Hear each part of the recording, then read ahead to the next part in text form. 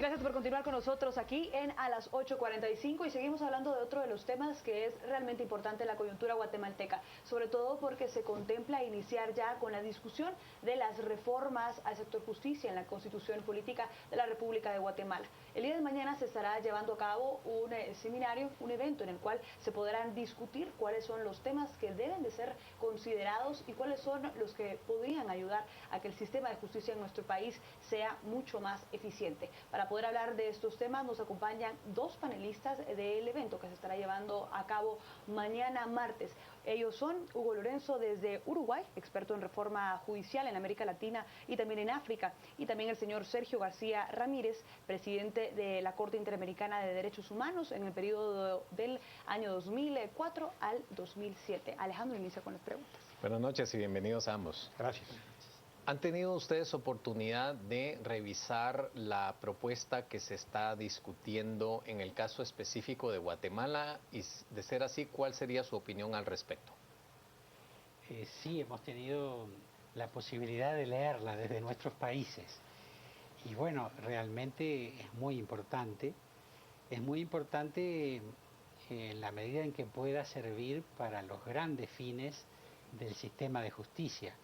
Debemos recordar y siempre fundamentar eso, que el sistema de justicia existe para resolver los conflictos que siempre en la sociedad existen y proteger los derechos de todos, los derechos iguales de todos. Para ello corresponde que el sistema de justicia esté bien organizado desde la Constitución, en la ley, pero sobre todo para que el pueblo, la gente entienda lo que es el sistema de justicia, entienda qué es resolver los conflictos, qué es proteger el derecho de todos.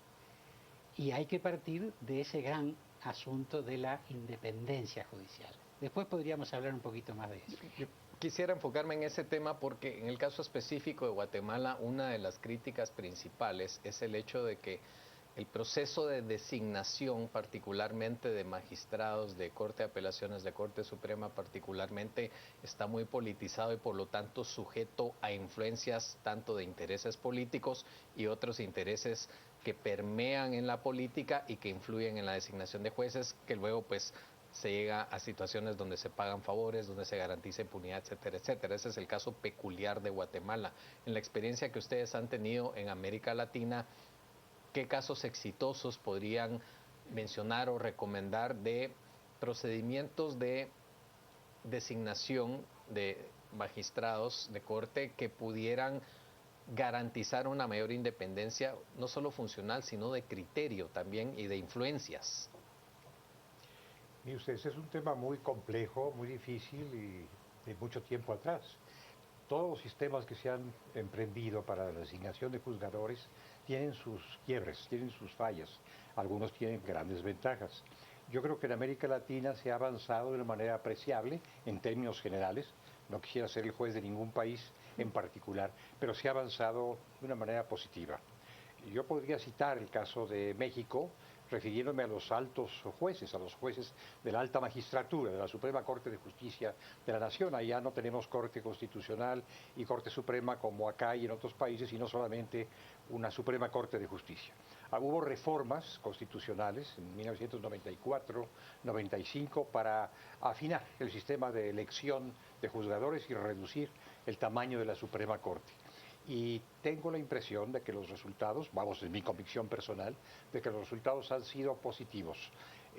Excluir totalmente cualquier criterio político, cualquier criterio personal de un proceso de selección y de elección es muy difícil, pero por lo menos se ha mitigado la intervención de la política y se ha marchado en un rumbo adecuado. Tiene sus fallas, tiene sus deficiencias, en ocasiones ha sido muy complicada la elección porque finalmente es un órgano político el que elige. En el caso de México es la Cámara de Senadores, el Senado de la República, y esto obliga a llegar a ciertos consensos entre partidos políticos. Pero dentro de lo que hay es interesante el caso de México. No me atrevo a decir que ejemplar, simplemente digo interesante y vale la pena reflexionar sobre él. Señor Lorenzo, usted ha dicho que ya han tenido la oportunidad de leer la propuesta de reformas al sector justicia de la Constitución de nuestro país. A su juicio, ¿cuáles podrían ser los temas que deben de impulsarse con prioridad de los que ya han sido planteados y cuáles también faltan para poder mejorar la justicia en nuestro país? Su compañero me preguntaba sobre temas que nosotros ya englobamos en lo que es la carrera judicial.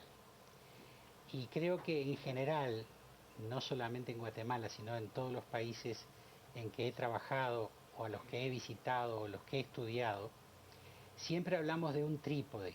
Para tener buenos jueces necesitamos, en primer lugar, una buena selección. Selección por los criterios universales para obtener un buen juez, una buena juez. Que no son los criterios de amiguismo, que no son los criterios de política partidaria, que son los criterios de buscar a la mejor persona, en primer lugar, de entre los que se proponen para ser jueces, y al mejor jurista también. Dice que los romanos decían, el buen juez debe ser un buen señor. Hoy tendría que ser buen señor o buena señora. Claro. Pero los romanos decían, el buen juez debe ser un buen señor. Y si sabe derecho, mejor. Yo resumiría ahí lo que es la selección. Pero la selección debe ir acompañada de la capacitación. El juez debe ser una persona ponderada que conozca no solamente el derecho, por supuesto el derecho también, el derecho que va a aplicar, conozca la realidad de la sociedad. Por ejemplo, un juez de familia que no se preocupa por ver los problemas de la familia, los problemas psicológicos, sociales, económicos, culturales que influyen sobre la familia, no puede ser un buen juez de familia. Un juez penal que no conoce la realidad de la criminalidad en el país no puede ser un buen juez, tiene que conocerla. La capacitación es fundamental. Vuelvo, selección, capacitación y también remuneración. En algunos países, como el mío tal vez, los jueces son mal remunerados. La mala remuneración no importa tanto a la persona del juez o a su familia, aunque también importa. Y la permanencia en el puesto también, ¿no? Claro, pero sobre todo la mala remuneración hace que se cree una especie de selección al revés. A aquellos que son los que más han estudiado, los que más profundos son y todo, no les gusta ir a la judicatura porque van a tener que sacrificarse mucho, mejor trabajan en su bufete. Entonces es muy importante ese trípode para conseguir buenos jueces. Pero lo más importante en esto es que cambie la ética y la cultura de todos, del pueblo y de aquellos que tienen en su poder seleccionar a los jueces. Si el que tiene que seleccionar los jueces, sea el órgano que se llame, lleva en la carpeta a su amigo, tal vez sea la mejor persona del mundo, ojalá, sería una suerte para la justicia, pero no necesariamente por ser amigo de alguien que tiene poder, alguien va a ser un buen juez. Por eso hay que tener mecanismos para seleccionar con objetividad. Eso lo dice ya las Naciones Unidas desde hace muchos años en una declaración de la Asamblea General de Naciones Unidas de como 20 años atrás, donde se dice claramente que la selección de los jueces, la carrera judicial, debe ser por métodos objetivos en que se busque siempre a los mejores. Que ese es el problema esencialmente que hemos tenido en Guatemala. Se ha desnaturalizado figuras como las comisiones de postulación, por ejemplo. No se diga la influencia de los políticos en el Congreso, que son los que al final designan a los jueces en Corte de Apelaciones y en Corte Suprema. Entonces yo creo que ahí hay una parte importante donde se puede corregir ese proceso para garantizar independencia de los jueces. No se diga el aspecto temporal. Me gustaría hablar de esos temas cuando volvamos del corte. Así es, vamos a una muy breve pausa comercial, pero por favor quédese con nosotros que al regresar estaremos hablando de otros temas que también contempla esta propuesta de reforma al sector justicia y que han generado mucha polémica en la sociedad. Ya volvemos.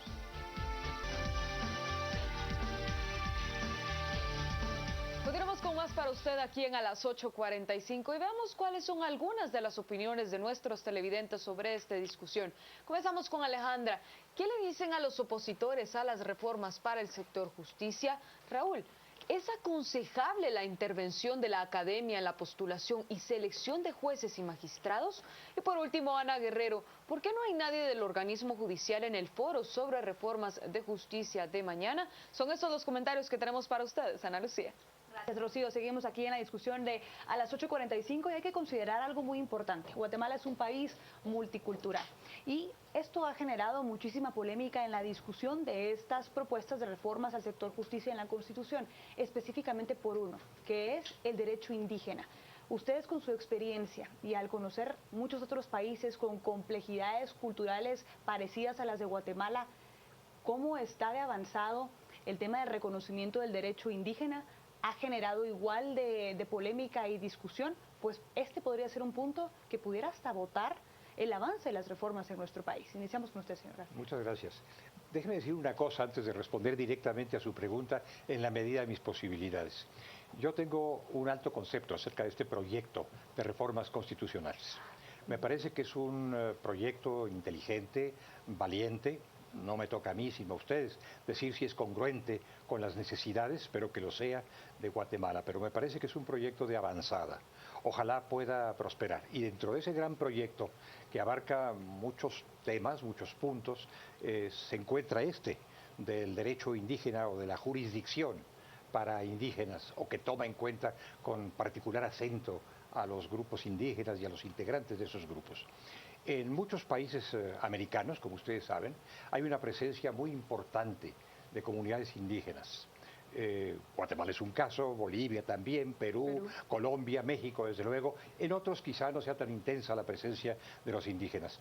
Pero me parece que el tratamiento que se quiere dar a esta cuestión ahora implica un rescate muy legítimo y muy deseable del derecho consuetudinario, de los usos y costumbres de los viejos pobladores de nuestra América, que tienen además una presencia muy relevante hoy mismo. No solamente son los antiguos dueños de estas tierras, sino que también tienen una presencia muy relevante ahora mismo.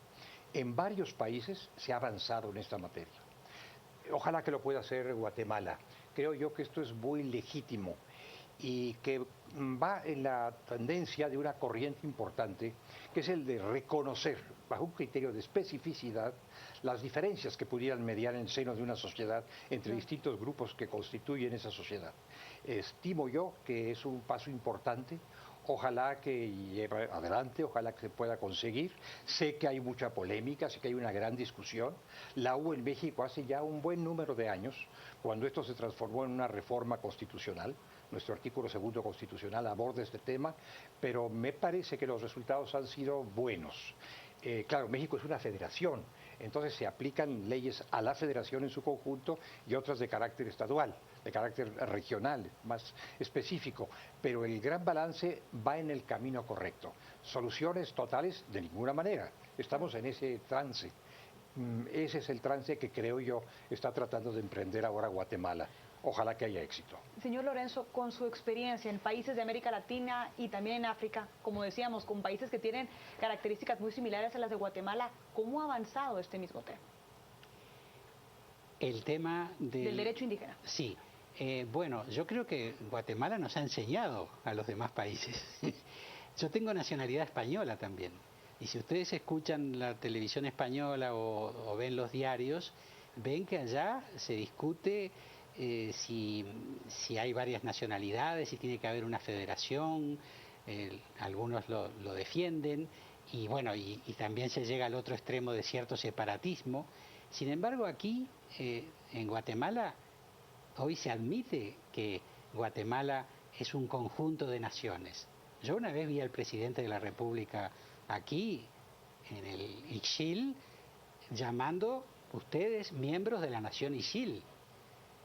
Eso es muy bueno porque se reconoce que la nacionalidad es un conjunto de situaciones, idioma, cultura, etcétera, que puede darse dentro de un país y que tiene que haber esa convivencia entre diversas culturas, diversas nacionalidades en un país donde todos somos iguales como personas, pero donde tenemos que respetar las diferencias entre las personas. Y en ese sentido Guatemala nos ha en los últimos años, miren, yo recuerdo que cuando empezó el proceso de paz de Guatemala, yo leí una revista aquí en Guatemala donde un sociólogo, aparentemente encerrado en sus estudios de sociología más bien europea, decía, dentro de un tiempo aquí no va a haber indígenas, porque cada año tantas personas pasan de ser indígenas a ser simplemente guatemaltecos, dejan de hablar su lengua, dejan de vestirse como indígenas. Y eso fue totalmente revertido por el proceso de paz. Lo que estaba era eso acallado, porque se pretendía hacer un país, a una integración del país muy forzada, digamos. Mucho mejor es la integración de un país cuando se admite la diferencia del varón y la mujer, del pobre y del rico, del negro y el blanco, del indígena y el que no es indígena, y se admite que todos debemos convivir en esa diferencia. Ahora, no se está, digamos, violando ciertos principios elementales del derecho, por ejemplo, igualdad ante la ley, Estado de Derecho, derechos constitucionales garantizados para toda la población, es decir, la parte de resolución de conflictos, la parte de ciertas prácticas consuetudinarias, del reconocimiento de temas culturales, yo creo que eso está muy bien, todos estamos de acuerdo, pero ¿qué pasa cuando ya ciertas nociones son incompatibles, digamos, con el Estado de Derecho constitucionalmente definido como está? Es decir, ¿hay alguna manera de resolver esa contradicción o ese conflicto, o simplemente es un tema donde las diferencias de criterio no nos van a permitir llegar a algún tipo de consenso de acuerdo? Creo que no estaríamos hablando de violencia sobre derechos humanos en este tratamiento diferencial. La violencia sobre derechos humanos no es admisible. Hay un marco común para todos los habitantes de un Estado, de una nación. Lo que me parece muy importante es aceptar, como se acepta por la comunidad internacional en general, que al lado del principio de igualdad de todos ante la ley, que es un principio prácticamente sagrado, es jus cogens, principio de igualdad ante la ley, hay que reconocer un principio de especificidad que distinga entre los iguales las diferencias y trate a estos iguales con ciertos rasgos diferenciales. No hay una homogeneidad estricta. Guatemala, me parece, hace bien, quién soy yo para juzgar lo que hace Guatemala, pero Guatemala me parece hace bien en hacer algo similar a lo que alguna vez hizo México y han hecho otros países. Es decir, mirarse frente al espejo y reconocerse como una sociedad pluricultural, pluriétnica, plurilingüística, porque esta es una realidad, no se puede desatender. Y hay que tratar a los desiguales, siendo desiguales, en una forma diferencial, sin menoscabo de los derechos humanos y sin introducir criterios que pudieran resultar opresivos para una comunidad o para otra. Es muy difícil, pero no es imposible. Señor García, mañana se estará llevando a cabo el Seminario Internacional de Independencia Judicial, en el cual ambos serán panelistas. Ya para ir terminando, ¿cuáles son los objetivos de este seminario y qué podemos esperar del mismo el día de mañana? Yo creo que el seminario tiene por propósito, este es el propósito explícito del seminario, hacer una reflexión, invitar a una reflexión y llevarla adelante acerca de este conjunto de propuestas de reforma y otros temas aledaños, de este conjunto de propuestas de reforma que tienen que ver en el fondo con la mejor manera de hacer justicia. La justicia en una sociedad es un valor esencial y aquí se trata de hacer justicia garantizando para ese efecto la independencia judicial, garantizando para ese efecto la diferencia entre la función jurisdiccional y la función administrativa, asegurando también el trato distinto para los que son diferentes, un trato informado por la equidad y otros grandes temas. Entonces, este es el propósito, a mi modo de ver, del seminario al que estamos concurriendo, y yo saludo y celebro ese propósito porque en todo caso nos invita a todos a la reflexión. No digo yo que sea una propuesta perfecta, no podría calificarla en un sentido o en otro, pero sí es una propuesta que nos invita a la reflexión compartida, aportando lo que cada quien puede aportar.